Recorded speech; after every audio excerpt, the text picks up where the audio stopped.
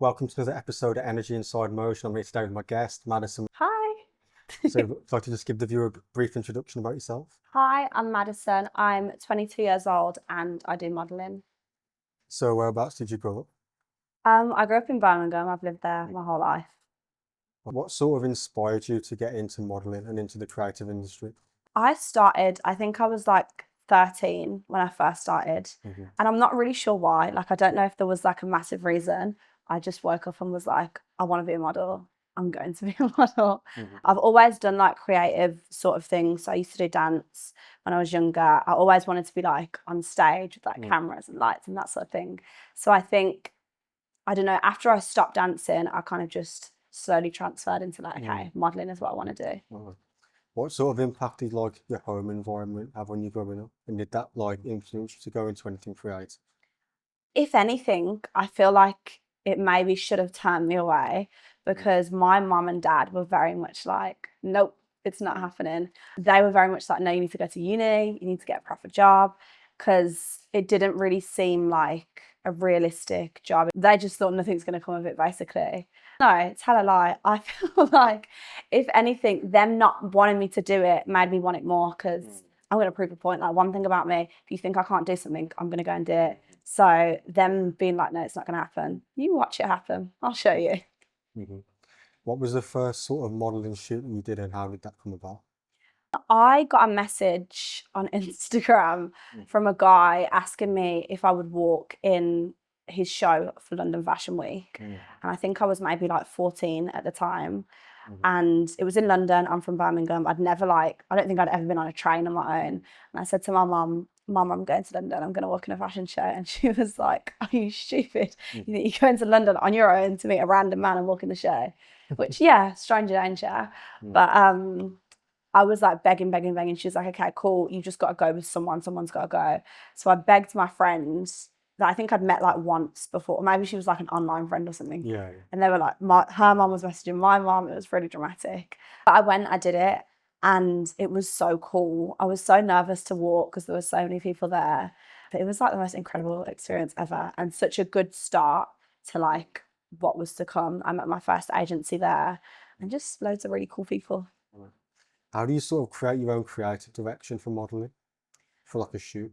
I feel like it just comes. Like, I feel like when depending on what you put on, I feel like every time I have a shoot, I feel like I'm getting dressed up. So like, however the makeup artist has done my makeup and the hair and the outfit, all that sort of stuff, it just feels like you're in that vibe.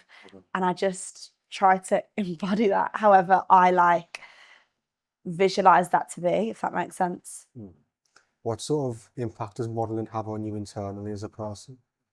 To be real, maybe for like the first 4 or 5 years, it was awful. Like, it had the worst impact ever because obviously it's entirely based around how you look.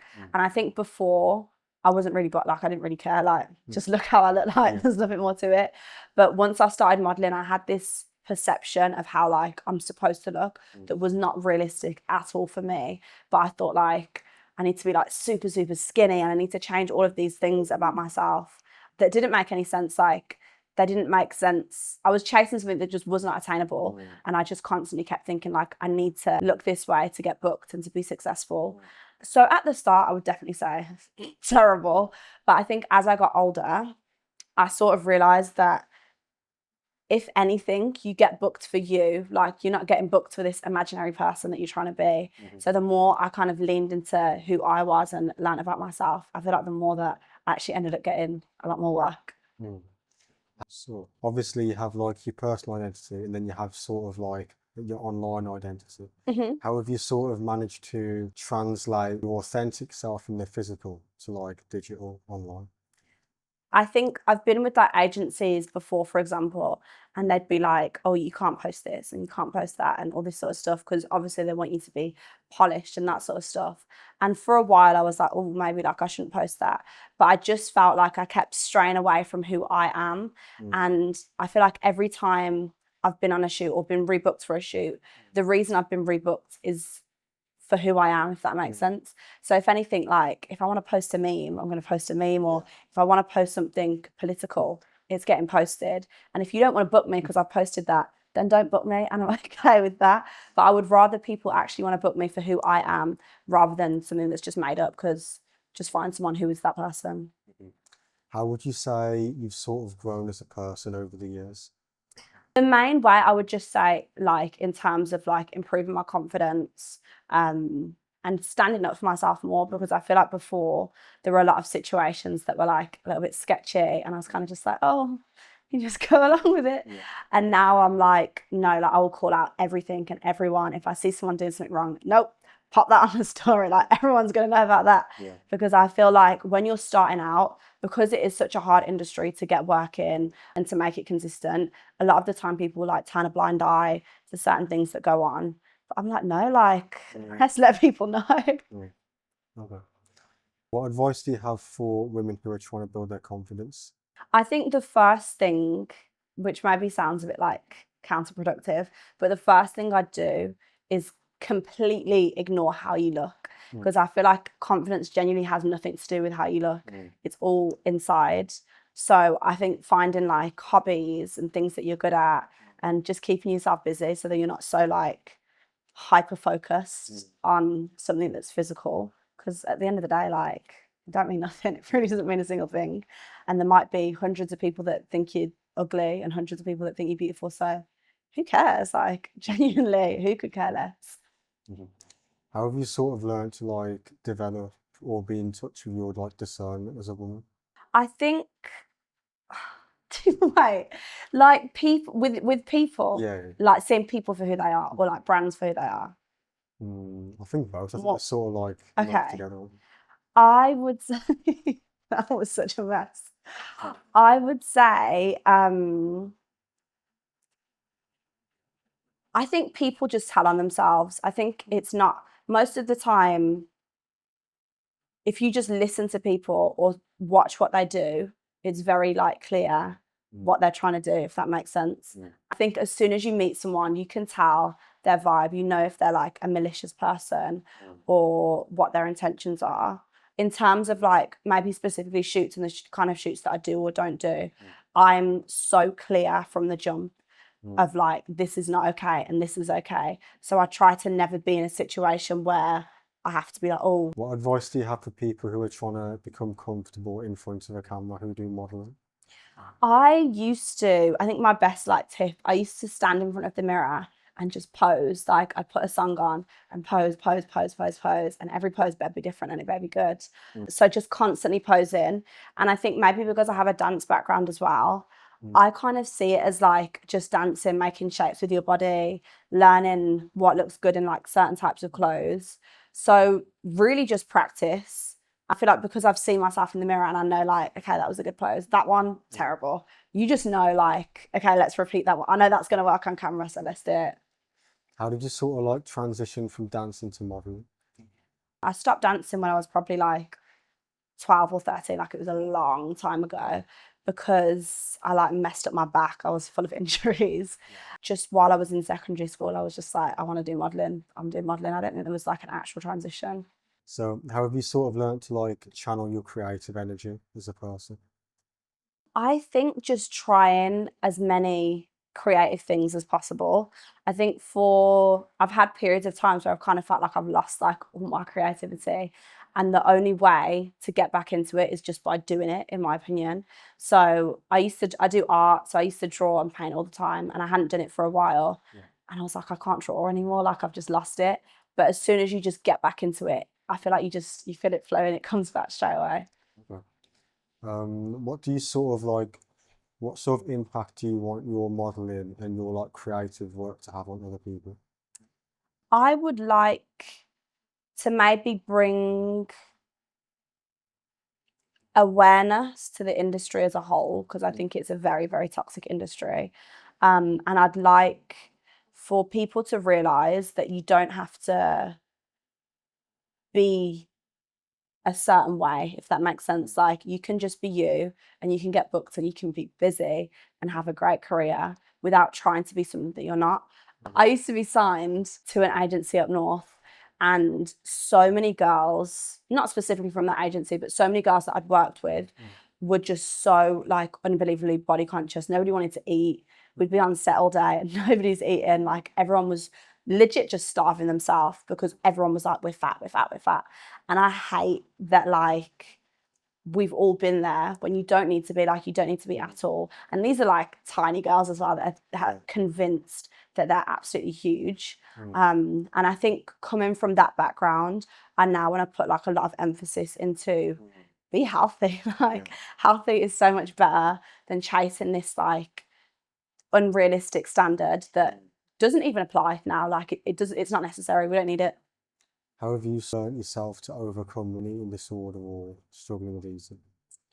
I'm not sure if there was like a specific way that I woke up and was like, oh, I don't know, like it kind of just gradually happened because there were obviously a lot of people around me that were like, you okay? You need to fix up. And in your head, you're just like, no, like, I still need to lose more weight. It's like a constant thing. And I think being in that industry, it's so difficult because it's a constant cycle and you'll just keep thinking, oh, like I'm doing the right thing, like this is working. No matter who on the outside is saying you need to chill out, because in the industry, you're like, this is what I need to look like. It just keeps on going around and around and around. And actually, I did have like a year where I stopped modeling. That's what happened, actually. I had a year that I stopped modeling. And I think during that year, I found out so much about myself and I just stopped worrying about how I look because, to be honest, I only care about it while I'm working. So when I wasn't, all of a sudden I was like, this doesn't even matter. Like, I've been essentially making myself ill for no reason. And I was actually, like, I want to feel healthy. I want to get back all of the things that I didn't have. Like, my hair was falling out. Like, I want to feel just good and alive. What sort of advice would you have for like the younger self before you got into the industry? I think I would just try to like protect my younger self, learn more about like certain situations, don't be in certain situations, red flags of like when someone might be like talking about a potential shoot or something, the kind of people, the way they approach things. I think when I was younger, I was just like, oh, everything's normal, like everyone's just nice. When people are not just nice, like there's some evil people out there. So I think just trying my best to keep the younger me safe and out of dangerous situations. What sort of ways do you build resilience and perseverance when working in the industry? I think my main reasoning is just that I want something so badly that it has to happen. There's no other way. Like if I've decided I want this to happen, it's happening. It's as simple as that. Like there's no argument about it. It's happening. So even when there's like down periods, I feel like if I get myself into a mindset of like, oh no, I've got no work, babe, you get even less work now. Whereas when I'm like, oh no, I'm booked and I'm busy and everyone wants me, all of a sudden the shoots are coming in. Like you genuinely just have to believe in yourself and it'll happen. What are some different ways that you've learned to instill like faith and self-belief in yourself, just as a person? I think mainly trial and error because it's really just like a fake it till you make it. So anytime that I have said something insane, like all the time I'm saying things and people are like, what are you talking about? Like that's not happening. Even when I started modeling, everyone was like, yeah, like you have fun with your little shoots.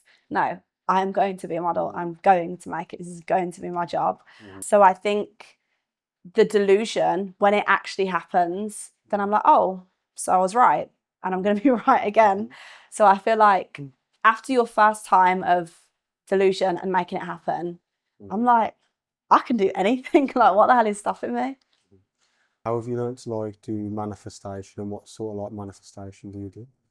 I think the first time I was like properly manifesting, I would write in a notebook the things that I wanted over and over and over again. And they were ridiculous, like they were silly things. So now I'm like, what the hell was I doing that for? But I think I just speak everything into existence. I think the power of the tongue is so real. Everything that you speak out and put out is so powerful. So if you're speaking negatively and complaining and worrying, that's what, whether it's the universe or God, whoever's listening, that's what you're putting out. That's what you're going to get back. So I feel like if you keep your energy like uplifted and believe in yourself and just keep putting that out, surround yourselves with the things that you want, it's going to happen. Like I had a vision board and at the time I don't even think I was like, I had no jobs at all. I was not working. And on my vision board, I had Brazil. I really wanted to go to Brazil on my own.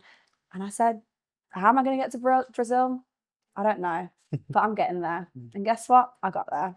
And I booked it, I think, a week before. And for the whole month, I was saying, yeah, I'm going to go on that date. Not a clue how I was going to get there. And I got there. So I think just if you tell yourself something's going to happen, you'll find a way. How do you sort of like monitor in a dialogue? Like what ways do you speak to yourself? I think I kind of like, to be real, I have ups and downs. I go through phases when sometimes I'm like, oh my God, I hate how I look. And then I'm like, what? Like, what is wrong with you?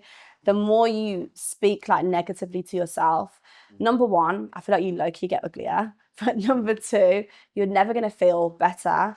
And I'm very much like if I want to feel good, why am I making myself feel bad? Like, you low-key have control over the situation. So even if at the time I'm like, oh, you look horrible, I'm like, no, you look great. And we'll find a way to make it great. But I think just I've recently, especially, I've been trying to just take myself away from how I look physically and focusing on all the things that I can do or I want to do or I want to learn. And it's so much more fulfilling than just like looking in the mirror and be like how you look today. I'd rather like who I am, if that makes sense. What are like different things that you do to like raise your vibration and like make yourself feel better? Like what are like different activities or like habits that you have? I do genuinely everything. So obviously I do art, I do painting, drawing. I feel like that's really good. I do like yoga, I do like stretching, things like that. I'm learning to fly planes. Like if there's something I can do, I'm doing it. I had a phase where I was doing tattoos. I will try anything and I want to be in the circus. Like every silly little dream that I might have had when I was younger, I want to do it now. And if I've got the means to do it, like I'm going to try and do it. Might not end up being a pilot, who knows? But I'm going to try it. And I feel like it's so fulfilling to do everything that you dreamed of. 100%. What does your art sort of like, what sort of art do you make? I do a lot of like portraits and things like that. I like drawing people. Drawing people. Okay. What sort of like inspires you to want to like draw other people? I think some people have so much character in their face. And I feel like when I was younger, like I've always been decent at art, but when I was younger, I'd kind of just look at a picture and copy the picture. And now if I try to draw, for example, like my family members or something, and I could have a picture right there. And the drawer, even though technically speaking, I could just copy the picture, I feel like I change it in a way that like it's them. Do you know what I mean? So it might not look exactly like that picture, but I love seeing like the essence of someone come to life. So I feel like more so recently, I love just the idea of like everything about that person is in that picture. Do you know what I mean? Like it's coming from your perception. Yeah, my perception of who they are. Where do you want to take modeling next? Where do I want to take modeling? I feel like I'm coming to my end. I feel like I've been doing it for a really long time. And not that I don't want to do it anymore, but I feel like I've had a good run. And I think I'll still do it here and there, but I'm not as focused on like, this needs to be my full-time job. I just want to like see all the other things I can do. I want to give everything a try. What sort of obstacle that you face and how have you overcome that in the industry? An obstacle that I've faced. I think the biggest obstacle, I know it's like a little bit general, is just knowledge. Because I feel like it's one of the industries, probably one of the only industries that like you really don't know anything about until you do it. So I didn't know anything about agencies, I didn't know anything about castings, bookings, nothing at all. So I kind of went into it completely blind. And when I first started, I had nobody to ask. So there were so many things that I did along the way that like, big mistake, like I've wasted so much time. And I think if I just knew, I potentially could have been further quicker. Even though it's technically an obstacle, I'm so grateful for the time of like just going through it and learning, because I feel like it's got me to a point where I've really just tried everything myself and it wasn't handed to me, if that makes sense. What sort of ways do you practice gratitude? I talk to myself all the time, or to whoever's listening, God, the universe, whatever's going on. But anytime anything happens, it could be the smallest thing ever. And I'm just like, oh my God, like you really pulled through for me. Like I'm so grateful for everything in life. I'm grateful for waking up. I'm grateful that I've got my whole family, because there's someone that doesn't have all of the things that I do. So I feel like, number one, it's good to just be grateful for everything in life. But number two, it's good to just be aware of like how lucky you really are. What sort of ways do you practice self-love? What advice do you have for women who might struggle to love themselves? I think the first thing would be to try and separate yourself from everyone else, because I think a lot of the reason why I used to struggle was to do with how other people perceive me, or how I thought that other people would perceive me. So it was kind of like, for modeling, I need to be smaller, I need to be skinnier, I need to be taller. And then like guys in my life would be like, no, you need to put on weight, you need to look like this, you need to do that. And some people thought my hair looks better straight, and some people think it looks better curly. And all of these things weren't anything that came internally, it was all just external. And you're never going to please everyone, it's impossible. But really, why are you bothered about what other people think about you? And it took me so long to just be okay with that. You know what, if someone doesn't like how I look, whatever, like it is what it is. Again, I think it more so just came from trying to stay away from physical, and thinking more about like who I actually am as a person, and the things that I do, and the kind of person that I am, and the kind of person I want to be, rather than like, can I be the prettiest person? Because it only gets you so far, like nobody really cares. What sort of impact does fitness have on your life, and what do you feel like the importance of fitness is? I used to dance, and I come from a family that's quite like sporty. My brother used to play football, my little brother does MMA, my sister's a PT. So we've all generally been like quite fit the whole of our lives. And I think with modeling, I for a while was so focused on just like, I need to be tiny. I ignored fitness and was just like, get as many steps in as possible, eat as little as possible. And now that I genuinely want to have like a healthy body, not just looks wise, but like I want to like be able to run and like have loads of energy. So now just eating right, and I do a lot of like active things. I try to do as much things to keep me active and keep like my body moving and keep it strong as possible. So I do gymnastics every Tuesday and Friday. I do circus classes usually on a Monday, and I do Pilates probably like 3 times a week. So I try to incorporate fitness into things that I actually like, because I feel like if you don't like the gym and you force yourself to go, you're never going to be consistent with it, and you're just going to hate your life every time you go. So I've tried to find things that keep me active and healthy, but things that I can actually enjoy at the same time. How have you learned to like maintain self-discipline throughout your different avenues that you do? I think number one, most of the things that I do, I just really want to do them. So I wouldn't say it's necessarily hard to be disciplined. And I think that the reward is always worth it. So in any aspect, whether it's like fitness, I want to feel good, so I'm going to do it. The alternative is feeling bad, so why would I not just do it? And none of the things, obviously sometimes it can get like, oh God, I've got to do that today, but none of them are really like a chore to me. Nothing that I do really is like a chore to me. I'm pretty happy to do all of it. So it never really feels like, oh, it's that again. It's just like, oh, it's gymnastics today, or I'll get to practice a language today. And it's so exciting, I think, because it's kind of things that I've always wanted to do. To me, to other people, maybe it'll be like, oh my God, you've got this class and that class. But to me, it's like, oh my God, like I always wanted to do this, and I get to do it now. So yeah, I mean, in a way, like, yeah, stay focused. I need to stay focused. But it's not really a challenge for me because I'm so passionate about it. How have you sort of learned to like process and manage your emotions as a person? It's took me a long while, because I used to be a crash out. I used to be so like dramatic, and I'd get so upset about everything.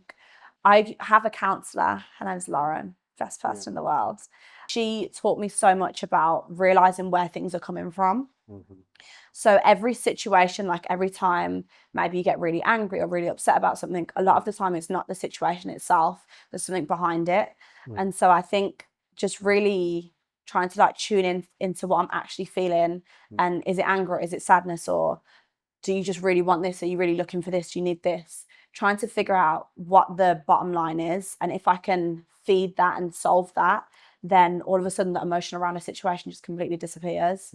So don't get me wrong, we still struggle sometimes. But I think really just trying to slow everything down and tune into what's really going on has helped a lot. Would you say modeling has sort of been like an avenue for you to channel that energy into? I think it depends, because I think in a lot of ways, modeling's like absolutely incredible and I've met so many cool people. But then I think there's also so many times where I've like been on set and I'm like, I hate this so much, like I'm so upset. I feel horrible about myself. I feel like I'm comparing myself to everyone. So I think it's very up and down. I think luckily now, a lot of the time when I'm on set, I know the people already. And it just tends to be like a great time. But I think when I was younger, it was something that I struggled with a little bit. What sort of women inspire you in the industry? I'm not going to lie. I don't think there's many people that inspire me in this industry, solely because I think the industry is very much just looks. And there's not many people that kind of stray away from that. Like I'd say, for example, Bella Hadid, she is probably one of the only people that are so outspoken about like politics and what she believes in, and she doesn't care if she loses jobs. I admire that about her, but I think that's very separate from her modeling, if that makes sense. So it's more just those sort of aspects about a person, like the willingness to just put other people before yourself and be so selfless and really just want the best for other people. I think that's something that's admirable, but I don't think it's necessarily directly connected to modelling. What sort of like fuels your desire to like be politically active as a creator? I think everyone in the world should be politically active. I think that anyone that's not, when people are like, oh, like, I'm not political, I don't believe in politics, it's given you just don't care about anything. Like you're on this world, you have to be political. Like to just ignore everything that's going on is so wild to me. And I think it's also shows such like a huge sense of privilege to be able to ignore it. Because lucky you that you don't have to suffer. Do you know what I mean? So I think it's more just, why would you not be? Like, why do people have a reason to just turn their head away from the things that are going on? I think that everyone has a duty to be involved, to know what's going on, and to call out when things aren't right. What do you feel like your sort of like calling is and like your purpose as a woman in the world? I think I just want to help people in whatever way I can. I think that should be everyone's purpose, really. To just, however if you've got a message or if you have the means to help someone, do it.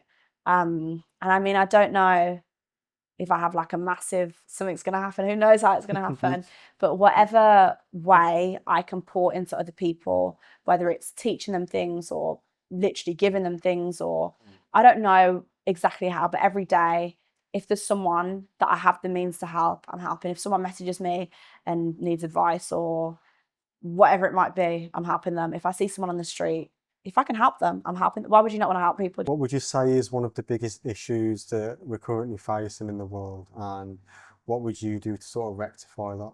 I think the biggest issue is just world hunger, people struggling, homelessness, those sort of things, because it is preventable. Like it's not necessary at all. There's so much greed in the world.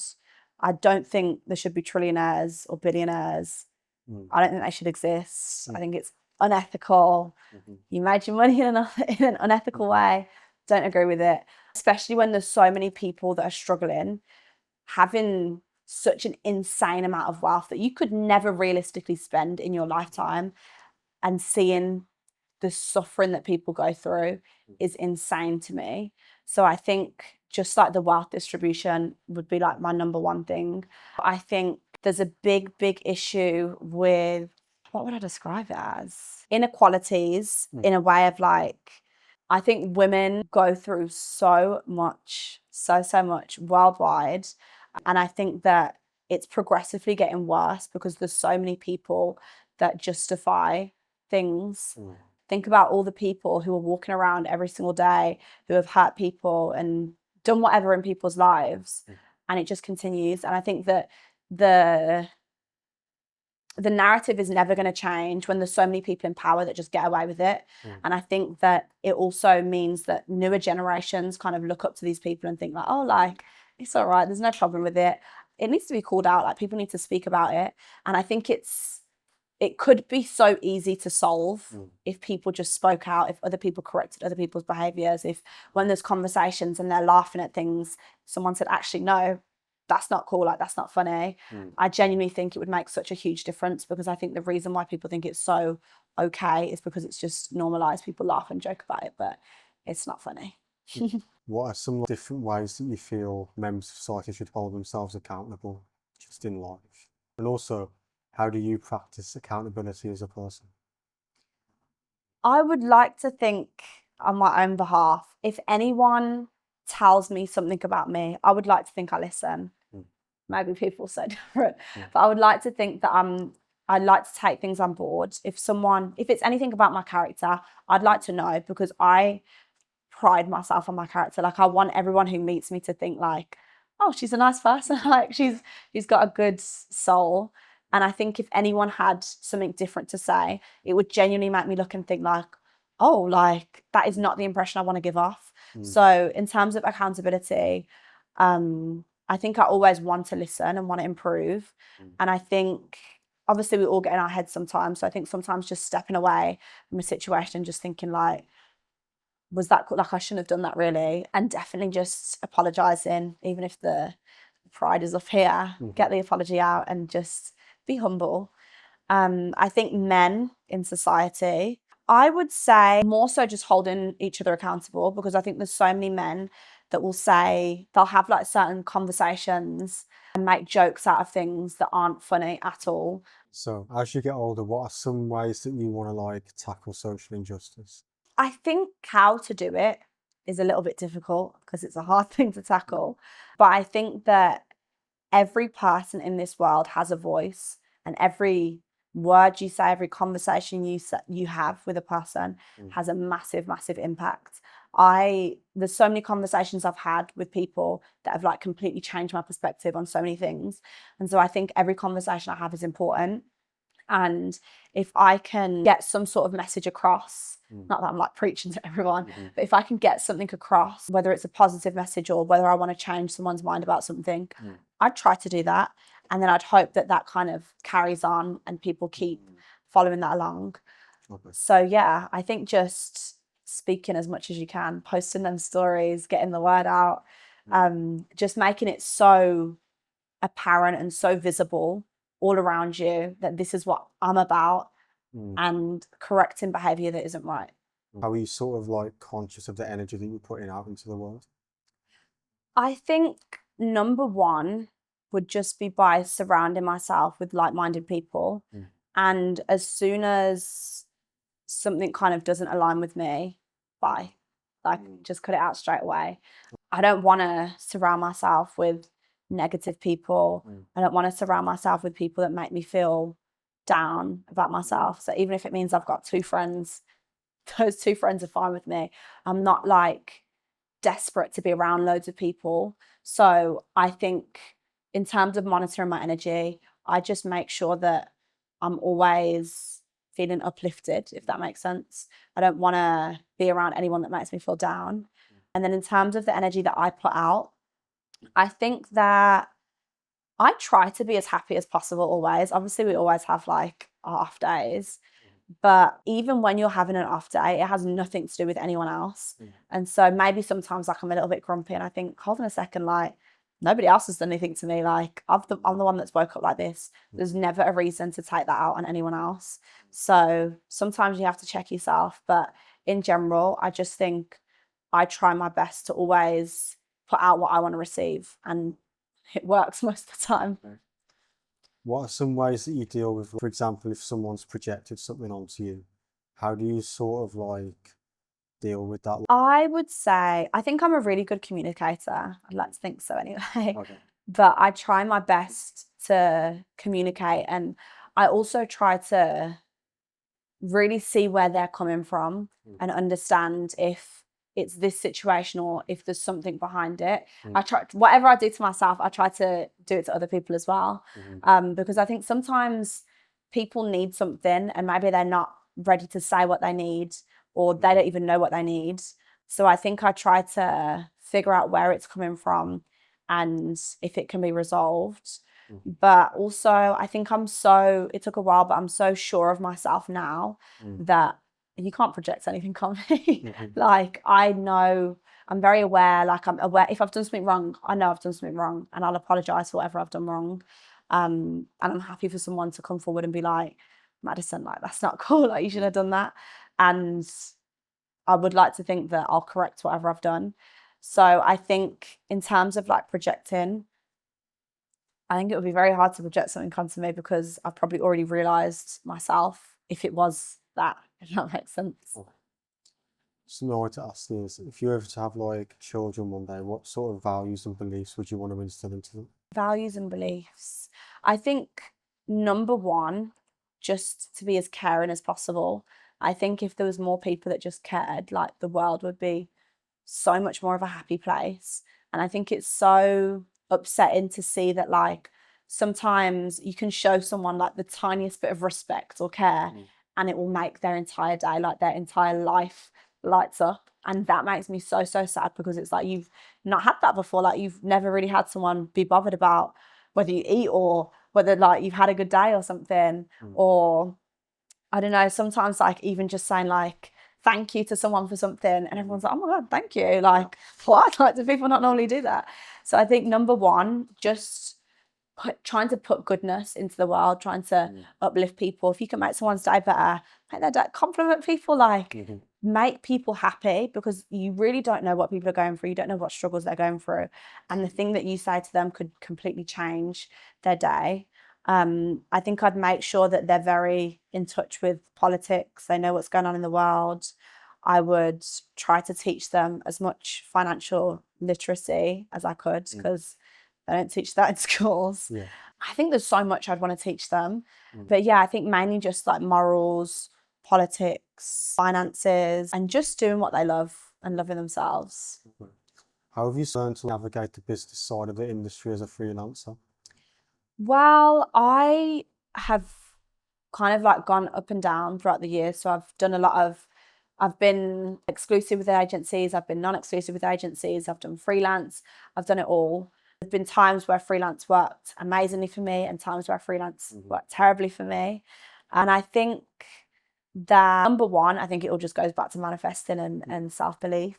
But number two, I think that there is definitely ways to put yourself in rooms and put yourself into situations where you can get so much more work. So I think that there were times where I was kind of just sitting around and waiting for it to come to me. Sometimes you got to chase it. Sometimes you got to go out and look for it, and you've got to go to networking events, and you've got to follow all of these casting pages, and every single casting that comes through, you need to apply to it instead of just sitting and hoping that, you know, something comes through. So I think I kind of had to like kick myself and be like, stop being lazy. If you want it to happen, make it happen. 100%. In terms of how you like define your value, like numerically, how do you make sure you're keeping your self-worth as a person, but it's also translating? Like, how do you determine the cost of like your sort of service based on like your value as a person? That's hard. I think number one, obviously, like, we all start somewhere. So I was kind of just like, whatever rate people gave me, that's the rate I'm taking. And then as I was with agencies, obviously they give you the rate. So I'd kind of like get a gauge on like what's the norm sort of for like certain jobs or however many hours the bookings are. And I think it's hard to like put a price on your time. But I think the more experience I gained, there's definitely a difference between like when I first started and now. And I know people think like you just sit in front of a camera and take pictures, but it genuinely is like, there really is something into it, because I've also worked on the other side and I've done like creative direction, styling and that sort of stuff. And you can tell the difference between someone that's never modeled before and someone that does it full time. And it's so much easier. It makes the day so much quicker. So I think knowing that I can do my job well hopefully nobody disagrees, but having confidence in what I can do is probably the first thing.